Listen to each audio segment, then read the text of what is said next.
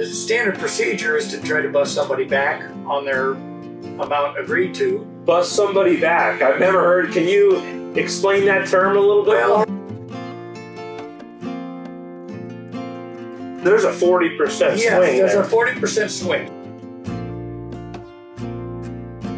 The advice I can give is first money wins. There is an inventory shortage in the RV industry unlike anything we've seen before in the history of RVs. Right now is absolutely the best time to sell your RV. Now, a lot of people are wondering, should I sell my RV through a dealership? Should I consign it? Should I sell it outright? And today I wanted to bring a guest on the channel that has a lot of experience in the RV industry and in RV sales. If you've bought an RV in the last, 20, 30 years, there's a good chance you've met John. John, how you doing today, sir? Doing great. How's everybody this morning? Just thought I'd kind of help cover this because there's a lot of decisions to make when you're selling an RV. With that, we can just kind of get to it. Yeah, absolutely. So tell us a little bit about your history in selling RVs and what's your background? I've been doing this for a whole lot of years. I've done it as a salesperson, as a manager, as a sales manager, and as a general manager for different dealerships around the country. I've even gone to another state for a company to train an entire staff for a brand new location. I've seen the top to bottom inner workings of the dealership, how things work. A lot involved in that may or may not be best for you, the seller. Yeah. I want to ask you, a lot of people, we all see things from an RV owner's perspective, but I'd like to hear it from an actual RV dealer's perspective. And now you're in a position where you don't need to really worry about losing your job. Right. So, so now you're ready to spill the beans for the folks on YouTube to know. Say I'm Joe off the street and I want to sell my Newmar Dutch Star like we're sitting in right now. Right. Beautiful coach, by the way. And you go into like a major big box dealership and you work for big box dealerships, small, large dealerships, all of them. What's the standard protocol? Are they going to try to consign it? Are they going to put a cash offer on it? How does that normally work? The cash offer that they put on it, the Bible in this business is the native book value on a coach. And the reason I say it's the Bible is because the banks determine that. That's how much a bank will loan a dealer to take it in trade. And it's also how much a bank will loan a prospective buyer to finance it. All right. So there's guidelines there that the dealer will not go outside of. Yeah. All right. So on a trade, that dealer's actually buying that coach. So they're going to keep that purchase amount to a minimum. All right. They're going to be generally behind wholesale book value. In other words, it'll be less than whatever wholesale book value is on it. Is there a certain percentage, or how do they determine how far back a wholesale book? And then what's the difference between retail NADA and wholesale NADA? Percentage-wise, how big of a gap is there usually? Say a coach like this is probably a $300,000 coach, I'm assuming. Yes. Between, say it's a $300,000 retail book, what would the wholesale book usually be? And then how far back of wholesale book will they usually put as ACV, which is actual cash value, if we use the term ACV? Everybody looks at retail book. There's not an actual percentage between wholesale and retail for the banks or on NADA. The percentage is everything comes off the wholesale number. So a bank will loan a dealer 80% of wholesale to buy the coach. Yeah. They will loan you as a customer 120% of wholesale. Okay. So there's a 40% swing. Yes, there's a 40% swing. So that's the guidelines for the banks, and that's why they stick so close to it. Dealers, of course, they're not bad. They've got huge overhead.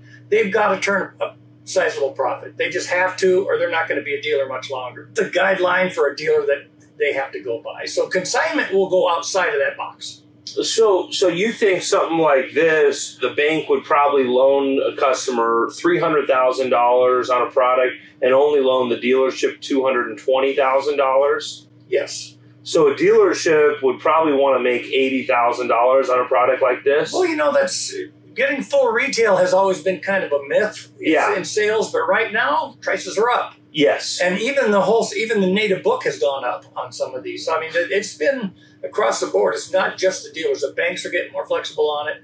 that's why you're seeing it's harder and harder to find the great deals out there. So yeah. So we've talked about cash value. Now ACV, that's the hard number. If you want the dealership to put hard money on your coach, yes, that's where they're going to be at, roughly, give or take. And every situation is different. Exactly. But if you say want to consign your coaches, I know a lot of dealers out there do consignment. What's an average percentage folks should usually pay, and what's some of the stuff that they should be careful for and look out for? Consignments, a dealer will go above wholesale book for a consignment, all right, because they're not putting out their money for it, right? So they can promise you the moon in some cases, all right, but what happens is at a dealer where they've got 50 to 100 coaches, your coach is going to sit out there in their lot. It's not their sole focus, okay, and it could sit there for months. All right, and if it does, now the book value has changed. Pretty soon you're going to get a call and say, hey, you know what? That's a little bit too much. Yeah. All right, and matter of fact, there's even the standard procedure is to try to bust somebody back on their amount agreed to. Bust somebody back. I've never heard. Can you explain that term a little bit more? When you have a consignment coach and you sell it and you look at that, the dealer's goal is to maximize profit. Yeah. All right. I mean, if they're not a very good dealer if they don't try to maximize profit. Yeah. It doesn't make them bad. It just makes them business people, right? But they're going to try to maximize profit. They're going to look at that number, say, you agreed to $200,000 for your coach when it sells. He's going to claim, say, I got a very slim offer. Would you go 190, 195? That's busting somebody back. Now, you still have the option to say no. Okay. Now, what would a dealership say they have an offer of $240 or $250, they're still going to try to bust you back, yeah. No matter, even if they have a full pop offer, they're still going to try to bust you back? Yeah, they are. Standard procedure. Standard business. Yeah. Just like that seller wants the most for it, dealer wants to take it in for as least amount as possible. So it's just business. That's what it is. Even if a dealer says, hey, listen, I think we're going to market this at $300, I'm going to net you $220, and then some guy comes in off the street and says, hey, I'll pay $300 for it, the dealer's still going to call the buyer and say, in most cases, still yeah. try to squeeze more money out of them. Yeah. Getting a full retail offer is very rare. Yeah. All right. There's usually trades involved, and you've got a negotiated trade number. So there's a shuffle of numbers in there that sometimes you'll never figure out what it really sold for. Yeah. Oh, yeah, right? Yeah, that's the truth. That's the truth. Now, what are some other things? You've got to be ready for dealers to bust you back on a consignment. Yeah. What are some other things that folks should be aware of? You talked about 50 coaches. Your coach may not get a lot of attention, may not get cleaned. I know I've seen a lot of dirty, filthy coaches yes. on consignment lots. What are some other things that folks should be aware of that could happen when they're having their coach consigned? If you keep your coach insured, which most consignment houses tell you to, yeah, you really don't have to worry about too much, all right? Because there's always accidental damage. There's always anything could happen, right? It's sitting out there. Anything can happen. You make sure you keep your coach insured, and that's figured out in there. To me, the hard part is because the book value changes 4 times a year. Yep. All right. If that coach isn't sold pretty quickly, you're looking at a book change. It's going to depreciate. Yes, it's going to. So I don't want to make them sound like bad guys because a lot of times it's legit. If that book changed, hey, the book changed, it's real. It happens. But, like us here, I focus on just a couple of coaches a month because I'm very picky about what I get.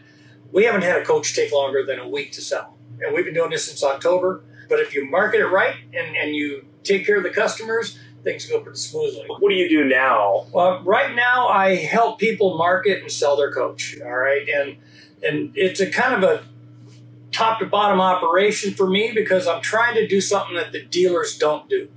I'm trying to get the seller top money for his coach, and I'm trying to make sure the buyer buys the pristine machine. All right. So I do service work. I have all the connections. I work with James at AZ Experts. He does all of our service work and top to bottom. I'll do tires, detail, whatever the coach needs, but I start with a premium product, all right? So I try to keep those costs to a minimum, all right? But if the coach is all there and there's just a few little goodies we need, I'm going to do it. So we make sure that we're selling a very good product. So that guy who wants to sell his coach and he's not willing to accept what a dealer's going to offer him, all right? I could be a good alternative for that person. So you've helped some people. I don't have to do business that way. Like I said, I don't have the overhead or the pressure. There are smaller dealerships out there. Your bigger dealerships are all going to be pretty stand-up. There are smaller dealerships out there that are running on a tighter budget. A lot of times you got to wait 30 days to get paid on your coach from the time they delivered it and sold it. I don't like that. I think when you get paid, you pay the guy. I mean, that's just really pretty simple. There's dealerships I've seen in the past that'll actually borrow parts off of it to deliver another coach. All right. And then they order the parts, so you got to wait. So now they can't really sell it until they get the parts. Yeah, because your coach has been stripped of parts. Exactly. Wow. So there are reasons why a coach will not sell right away. Customers RV for personal use. Have you ever heard of that happening? I've seen it happen, yes. Keep an eye on your coach, all right? I have seen it happen. A responsible dealership won't do that. The hard part's knowing who's a good responsible dealer. That is the hard part. Yeah. At some point, you trust somebody with your investment of your motorhome, and that's a big deal. That's a lot of trust. And you got to make sure that trust is in good hands. Now, what are some of the benefits of having a dealership sell your coach? Well, they can market it, all right, better than just going to RV Trader. Yep. All right. So they can market it. They have a lot of coaches, which brings people into their lot. Okay, so you will see some traffic, and the coach will get looked at. They can take in trades. They can arrange financing. These are things that your average guy selling his coach just can't do. All right, and if you can't take trades or help with financing, you've just cut your market share in half. Yep. All right, so you have a bigger buyer base out there with a dealer. All right, it's true. So they do have quite a bit to offer to the customer. All those things are things that I offer here. Obviously, I'm looking to get people who, with a good quality coach, to come talk to me. At least talk to me and see what I can offer them. Yeah. All right, because we've been very successful and we've got a lot of happy people, both buyers and sellers, that are turning out to be lifelong friends, and we love doing it. So that's half of it, is the fact that I love it. Do you have any advice for someone that's, say, thinking about selling their coach private party? Obviously, they're not going to have those advantages like the dealership of trade-ins, financing, all of that good stuff. What's some advice that you would have? The advice I can give is first money wins. All right? You're going to have people call you, and, I'm going to get my financing arranged, but you don't know the details of their financing. I can talk to a guy in 5 minutes and know if he's a solid buyer or not. I know the questions to ask and the things to look for. You've got to narrow it down to first money wins. If the guy's willing to give you money, all right, he's serious. If he's saying if he's got a story for you, don't hold the coach. Yes. Oh, I'll hold the coach. I'll give you money next week. Cut it, nip it in the bud, all right? Because a serious buyer will cough up the money, all right? And they will let you know that they're serious. Yep. I've had people wire me full 100% purchase price, sight unseen. I did a video all about that off of a YouTube video. Yes, our buddy Jeff, actually. All yeah. Right? That guy was serious. Yep. All right? But I do offer a lot of things that even dealers don't offer. One of them is the third-party inspection. You did a video with Jeff about buying it sight unseen and everything, and how everyone told him never buy a coach without third-party inspection. I do that on every single coach I sell. So I make sure that James goes through it. James is his own company. All right? So when James comes through and does an inspection, he doesn't get paid unless he's fixing stuff. So he's looking for stuff to fix. Yeah. And I share that report with the buyers so that they can see that everything he found got taken care of. I mean, this is good protection on a coach.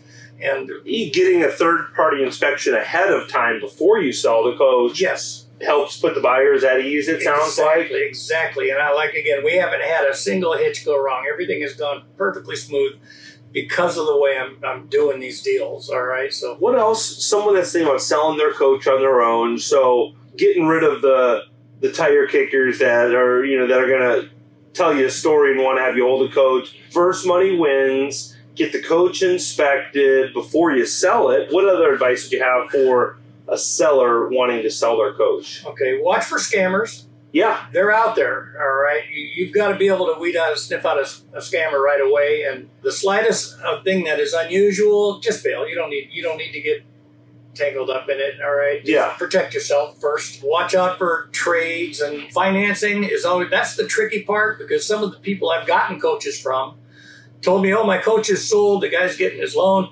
I call him up a week later, the guy couldn't get his money. All right, well, I've had people buy coaches from me who said, I applied at this lender, I can't get financed. I sent him to a couple of places that I had done previous business with that I know have a little more flexibility. Boom, he's financed, and next thing you know, he's driving away in his new coach. It's like buying a house, all right? It's not like selling a car. This is a big deal to sell an RV. Yes. All right, so know the ins and outs. Do your homework. And have some resources, too. Yes. So beware of scammers, then also maybe have resources that you could help the buyers if they can't get their financing, point them in the right direction. And that's, whether I'm selling your coach or not, that's something I'd be happy to help with. I mean, if you call my number and say, hey, you know what, I've got this going on, what do you think? I'll be honest with you. I'll shoot straight and tell you where things should be, all right? And if you go outside that, it's your choice. So now and I've seen other people doing what you're doing. You're not the only guy out there that's kind of in between a dealer and a seller, where you're marketing the coach, help show the coach, you're connecting the buyer with the seller. Now they're responsible to do all the paperwork and all that. Now, what type of a fee do you normally take, and what does that cost someone to have someone like you help them? What I do is I agree to a price with the seller, all right? This is what you'll get for your coach. Very similar to a consignment, that what you would do at a dealer. Difference is when I agree to a price, that's carved in stone. It's done, all right? That's what you're going to get. No ifs, ands, buts, or maybes, all right? And it's going to be more than what a dealer gets you, because I can have a much thinner margin. Anything I make is what I get over what we agreed, if I sell it for over that. Keeping in mind that I pay for any service work, all right? So even service work doesn't come out of our agreed amount to you. So that's a big deal, because no dealer will do that. No dealer will touch that kind of an agreement. So I do make sure that everything is up to speed, and everyone thinks their coach is perfect. My average service bill is about $7,000 with James. So, I believe it. So there's the slightest little thing, a window latch, lighting, a storage bay door doesn't work. I mean, little things that a customer that would say, my coach is perfect. Oh, yeah, I forgot about that. There's always something, all right? It's an RV. Now, how do you choose which coaches are there? Now, will you take any coach, or are there only particular coaches that you deal in? That's a really good question. I deal in high-end diesel, all right? About the lowest end I would take would be something like a Phaeton. Tiffin Phaeton? Yes, a Phaeton. Like we're in a Dutch Star in Newmar. This is probably as low as I would go. I like to get into the higher end stuff. I really like the 500 engine plus. Okay, I have a great extensive knowledge on these over the years, and so does my wife, actually. My wife was the #1 selling Monaco salesperson in the country in 2007. Oh, wow. Yeah, all right. So, I mean, and I was on the Country Coach show team way back when. So we know our high-end stuff very, very well. And that high-end customer we know how to work with, all right, very well. So we do have advantages that they're pretty hard to find, all right? Yeah. And when you put a coach with us, you can bet on the fact that we're representing you, all right, and no one else. So our focus is on your coach. We only sell a couple a month. How many coaches at a time will you take on? 3 at the most. Yeah. At the most, all right? And because I want to make sure that everyone gets the service that I take all the pride in, all right? That's what I mostly take the pride in, is making sure that that guy that's buying and that guy that's selling, they don't have to give that whole transaction a thought. All right, everything is going to go smoothly, and there's not going to be a hitch. And it sounds like you're pretty available. You're happy to talk to folks out there. Yeah. If they're thinking about buying, thinking about selling, they're okay to give you a call and just pick your brain? Absolutely. Nothing's a waste of my time, all right?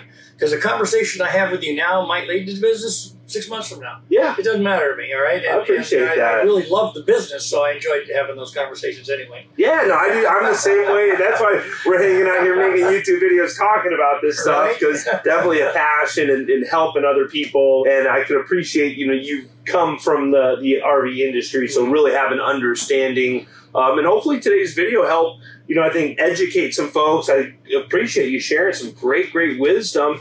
Anything else that you want to share with the folks on YouTube that you think would be good for them to know?